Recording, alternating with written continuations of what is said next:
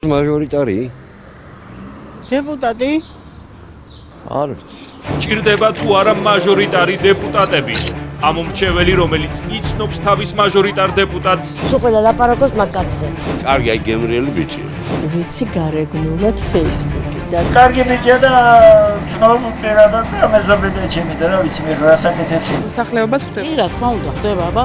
გუშინ წინ ახავ კეიფობდით ერთად სუფრაზე გადასარევი პიროვნება. და კიდევ უფრო მეტი ამომრჩეველი, რომელსაც წარმოდგენაც კი არ აქვს, ვინ არის მისი მაჟორიტარი. აღარ მინახია ვინ არის რა არის? რას არ მაგეს არაფერს არ აკეთებს.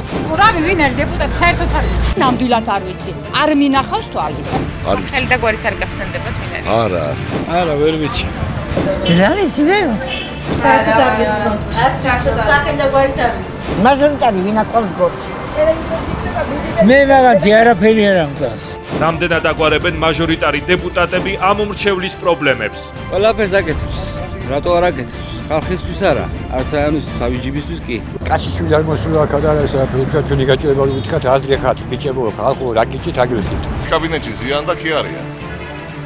სხვა არაფერი რა უნდა გააკეთოს. საბავშვო გასართობი ადგილები გაკეთდა რა, ბევრი რამე გაკეთდა. რამე წისვლა არის, რამე. არანაირი, ყველაფერი შეჩერებულია. არავინ არ მუშაობს, არავინ არაფერს არ აკეთებს. ავასვამე. მაჟორიტარს კი ვიცნობ, არა, იმას არ ვიცნობ, ხია, საქმეს. საქმეს უნდა ვიცნობდეთ, საქმეს. რას ფიქრობს მაჟორიტარებზე ხალხი და რას ფიქრობენ პოლიტიკოსები?